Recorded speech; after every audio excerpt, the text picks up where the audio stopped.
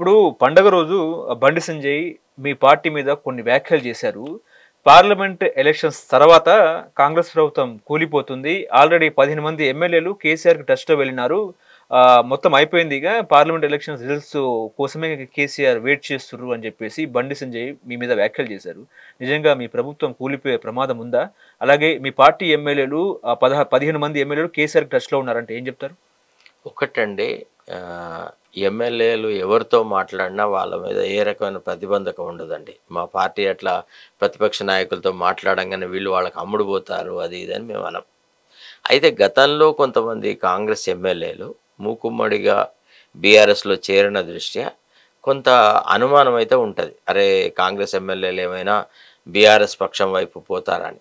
అంటే ఆనాటి పరిస్థితులు వేరు. ఆనాడు ప్రతిపక్షంలో ఉన్న ఎమ్మెల్యేలు వాళ్ళ నియోజకవర్గాలలో అభివృద్ధి దృష్ట్యా వాళ్ళు ఆనాడు పార్టీ మార్చి బీఆర్ఎస్‌లోకి పోయిన మాట వాస్తవం. రెండోది ఏందంటే అప్పుడు ఇంకొక మేజర్ సమస్య ఏందంటే పార్టీ ఉనికియే ఒక ప్రశ్నార్థకంగా తయారైంది.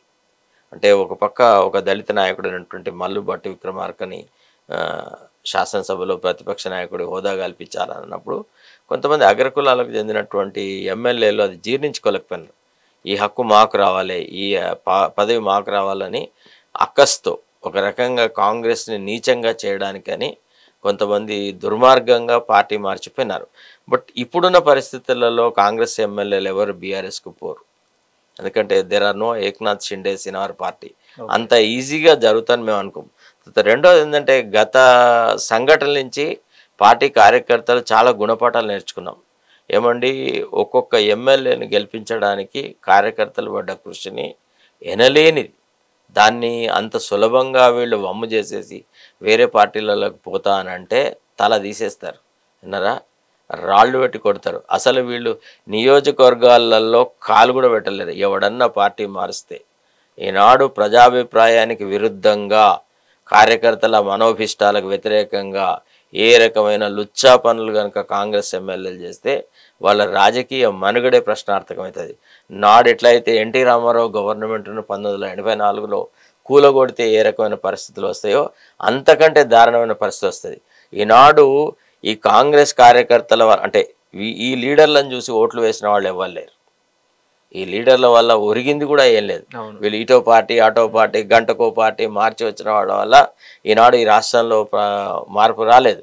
ఈనాడు మార్పు తీసుకువచ్చినది సంఘ సంస్కర్తలు, సోషల్ మీడియా, వేరియస్ ప్రజా సంఘాల వాళ్ళు, ఇతరులు తీసుకువచ్చినారు. ఈనాడు ఈ పార్టీ ప్రభుత్వాన్ని కూలగొడితే రేపు ఉద్యమించేది కూడా వాళ్ళే. విన్నారా? అంత సులభంగా సాధ్యం కాదు.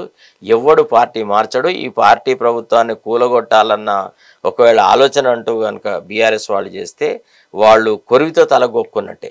వాళ్ళ పార్టీ యొక్క మనుగడే ఈ రాష్ట్రంలో ఉండదు. వాళ్ళ బతికే ప్రశ్నార్థకం తయారవుతుంది.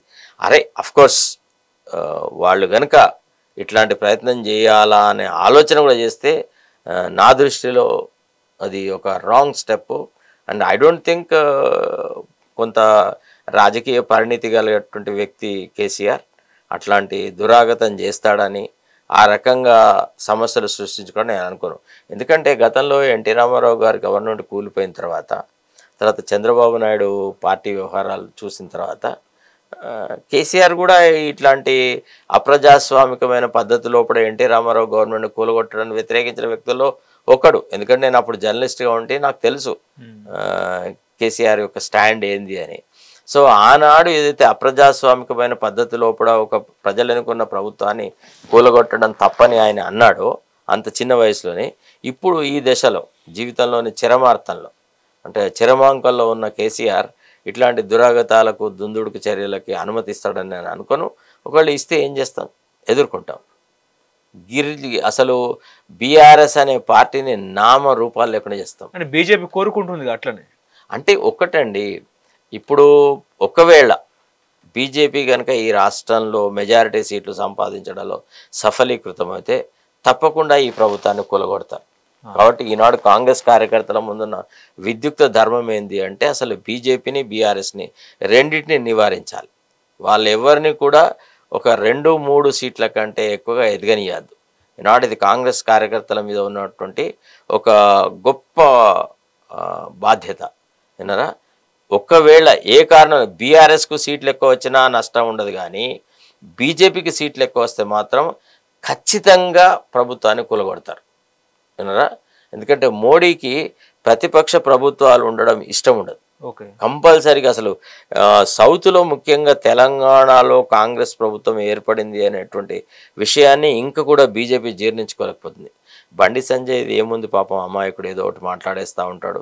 పార్టీ యొక్క దుస్థితిని చూసి ఆయన మనసులో బాధతోనే అట్లా మాట్లాడి ఉంటాడు. ఓ రకంగా తన నేతృత్వంలోనే బీజేపీ మళ్ళా బలపడుతుంది అనేటువంటి ఒక ఇంప్రెషన్ ఇవ్వడానికని ఆ రకంగా మాట్లాడుంటాడు తప్ప అంత సులభంగా మా పార్టీ ప్రభుత్వాన్ని ముట్టడం సాధ్యం కాదు. కానీ ఆయన ఇంకో స్టేట్మెంట్ ఇచ్చారు, ఒకవేళ పార్లమెంట్ ఎన్నికల్లో బీజేపీకి ఓట్ వేయకపోతే కాంగ్రెస్ ప్రభుత్వానికి మేము నిధులు కూడా ఇవ్వమని చెప్పేసి ఆయన ఒక ఇండికేషన్. ఆయన చేతిలో ఏముంది నిధులు ఇవ్వడము ఇవ్వకపోవడం అనేది, దానికి కొన్ని చట్టాలు ఉన్నాయి, కొన్ని శాసనాలు ఉన్నాయి, కొన్ని పద్ధతులు ఉన్నాయి. ఇప్పుడు అంతటా దేశం అంతటా ఒకే పార్టీ ప్రభుత్వం ఉండాలన్నటువంటి విధానం లేదు. గతంలో కూడా కేంద్రంలో ఒక పార్టీ, రాష్ట్రాల్లో ఒక పార్టీ ఉన్న సందర్భాలున్నాయి. రాష్ట్రాల్లో ఉన్న పార్టీలకు సరి అయినటువంటి ప్రాతినిధ్యం వహించిన సందర్భాలున్నాయి. తర్వాత మోడీ గారు మొన్న డిక్లేర్ చేశాడు కదా, ఏమని, we have no intention to topple any government అని. తర్వాత ప్రతిపక్షాలు అనేటువంటి వాళ్ళ నేతృత్వంలో ఉన్న ప్రభుత్వాలు అనేటువంటి వివక్ష ఏం చూపెట్టమని చెప్పినారు. కాబట్టి we trust that they will function in accordance with the constitution. తర్వాత ఇంత పెద్ద రాష్ట్ర యొక్క ఇంట్రెస్ట్లను వాళ్ళు ఇగ్నోర్ చేసి ఒక కాంగ్రెస్ ప్రభుత్వాన్ని వాళ్ళు వివక్షకు గురి చేస్తారని నేను అనుకోను.